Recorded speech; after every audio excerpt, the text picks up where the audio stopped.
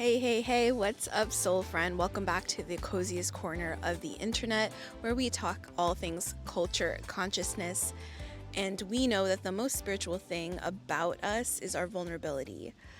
Today, we are diving right in. The hardest class I ever took in college by far was Improvisation 101. It scared the bejesus out of me. I was terrified of improvisation because I was always and still struggle with this fear of making the wrong decision or making the wrong choice in the moment. And in college, I didn't have that self trust and self confidence built in at all. It was a muscle that had not been really used or utilized in any way. And so in improv, those blind spots were coming out hardcore. And I started doing these improv classes, and like I expected, I froze and got really, really terrified at the beginning. It took me a while to kind of get into the groove of things, but my favorite thing that Adrian taught in these classes was this concept of new choice.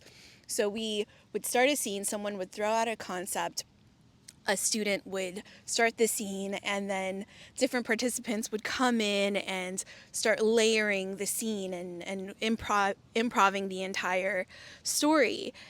And every now and then, if she saw you stuck in your head and stuck in fear, she would yell out, "New choice." And what that meant is you had to snap out of whatever pattern you were in or whatever choice you were making and make something fresh and pivot in a completely different direction and reimagine that moment in a very primal way. And what was so fascinating was when she told us that she was going to be doing this, I was even more terrified. Like, great, I'm already scared of improv, and now there's this other layer of fear added because I'm like, every time she says new choice, I'm going to feel like I fumbled or I did something wrong. But it gave me and every single student in the class so much freedom and permission to fuck around, to find playfulness and levity in the moments that we were in the story, and to just really let our imaginations run wild. And what's so amazing about this is it completely got us out of our heads and in this moment of just full instinct and primal energy. And it's been so many years since college, and I still think about this and use this concept of new choice in my day-to-day life. When I got laid off from my job last summer, I said to myself, like, this is like the universe saying, new choice, Aisha, you got to go do something different. And I started coaching. And as I've been coaching, I said mentally to myself, something feels off. What is it? New choice.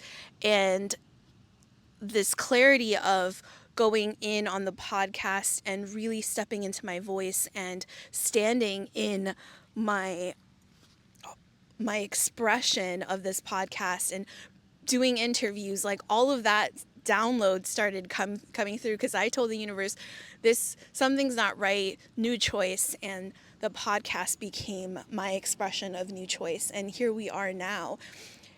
It is such a freeing idea, and I just want to remind you that if you feel stuck in any way, if you are in looping thoughts, or you're at a standstill with making a decision in your life, or you're afraid of going out with someone that is not typically the type of person you would go out with, any decision, any looping thought, any binary thinking that's happening in your mind, new choice, tell yourself in those moments, new choice.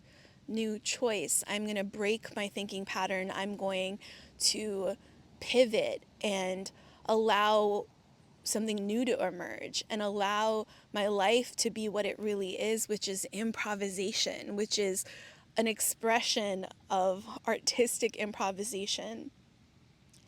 I use new choice in everything, not just big life decisions, but also the tiniest things. Like, I was in a doom scroll this morning on YouTube and watching too many Bridgerton breakdown videos and interviews, and I caught myself getting stuck in this dopamine loop, and I said to myself, new choice.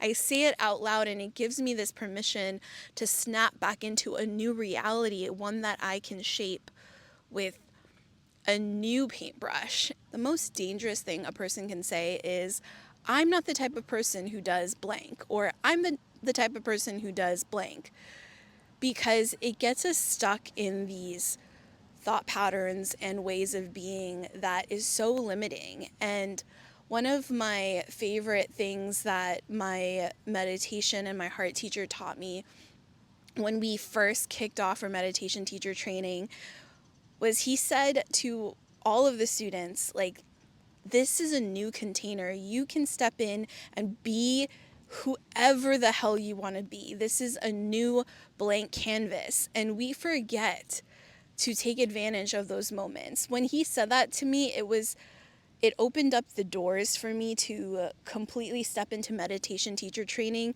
as my highest self, as the version of myself that was not afraid. And I took up the space that I truly wanted to take up for the first time in my life.